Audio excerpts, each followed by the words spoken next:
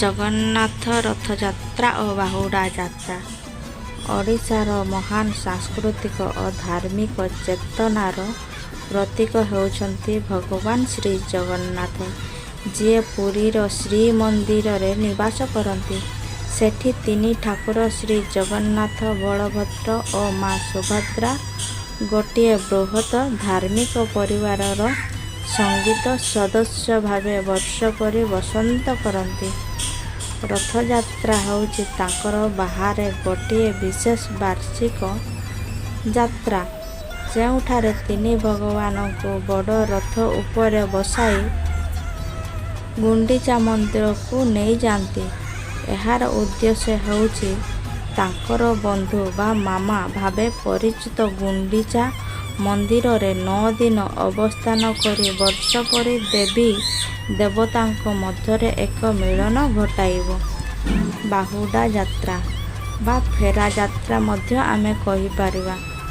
ଏହି ଫେରା ଯାତ୍ରାକୁ 9 ଦିନ ପରେ ଭଗବାନମାନେ ଗୁଣ୍ଡିଚା ମନ୍ଦିରରୁ ଫେରି ଶ୍ରୀମନ୍ଦିରକୁ ଆସନ୍ତି। ଏହି ଯାତ୍ରାକୁ ବାହୁଡ଼ା ଯାତ୍ରା କୁହାଯାଏ।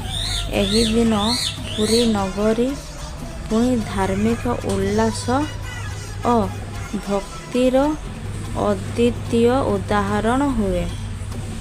ବାହୁଡ଼ା ଯାତ୍ରାର ମହତ୍ତ୍ୱ ଆସନ୍ତୁ ଜାଣିବା।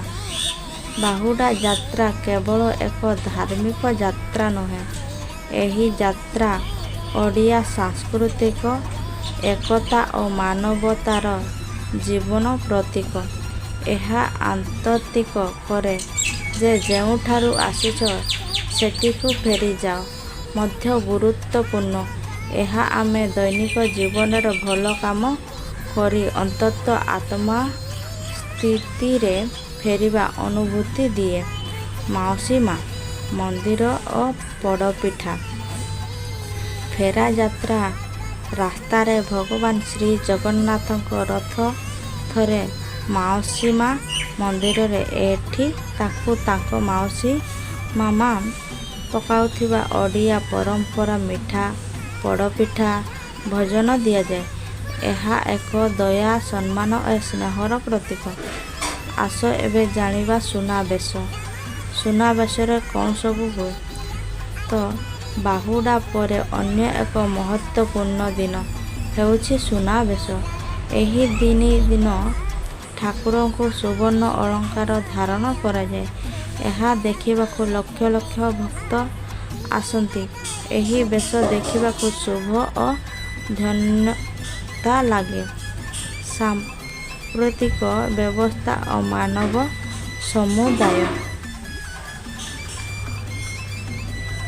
ଏହି ବାହୁଡ଼ା ଯାତ୍ରା ପାଇଁ ସରକାର ବଡ଼ ପରିମାଣରେ ପ୍ରସ୍ତୁତି ନେଇଥାଏ। ଯାତାୟାତ ସୁରକ୍ଷା, ଜଳ ଓ ଚିକିତ୍ସା ସୁବିଧା। ଲକ୍ଷ ଲକ୍ଷ ଭକ୍ତଙ୍କ ଭିଡ଼ ହୋଇଥିବା ସତ୍ତ୍ୱେ ଶାନ୍ତିପୂର୍ଣ୍ଣ ଭାବେ ଉତ୍ସବ ପାଳନ ହୁଏ। ଏଥିରେ ସମସ୍ତେ ପ୍ରଜା ଏକତାର ସୂତ୍ରରେ ବାନ୍ଧା ଯାଆନ୍ତି। ବାହୁଡ଼ା ଯାତ୍ରା ହେଉଛି ଏକ ଭାବନା, ଅନୁଭୂତି, ଭାବନାଙ୍କ ମାମାଙ୍କ ଯାତ୍ରା ଓ ଫେରା ଯାତ୍ରା ରୂପେ ଏହି ଉତ୍ସବ ଆମ ଲୋକ ଜୀବନ ଅଂଶ। ଏହା ଏକତା, ଭକ୍ତି, ସମରତା ଓ ସାଂସ୍କୃତିକ ଜୀବନ ଦୋଳିଲା। ରଥଯାତ୍ରା ଓ ବାହୁଡ଼ା ଯାତ୍ରା ପାଇଁ ଓଡ଼ିଆମାନଙ୍କର ଅପାର ଭକ୍ତି ଓ ଗର୍ବ ଦେଖିଲେ ଲାଗେ ଏହା ଯେ ଏକ ଜନମର ସଫଳତା। ଜୟ ଜଗନ୍ନାଥ, ଜୟ ବାହୁଡ଼ା ଯାତ୍ରା। ଆପଣମାନେ ଯଦି ମୋ ଭିଡ଼ିଓକୁ ଭଲ ଲାଗୁଥିବ ତାହେଲେ ଭିଡ଼ିଓକୁ ଗୋଟେ ଲାଇକ୍ କରିକି ଚ୍ୟାନେଲକୁ ଗୋଟେ ସବସ୍କ୍ରାଇବ୍ କରିଦିଅନ୍ତୁ।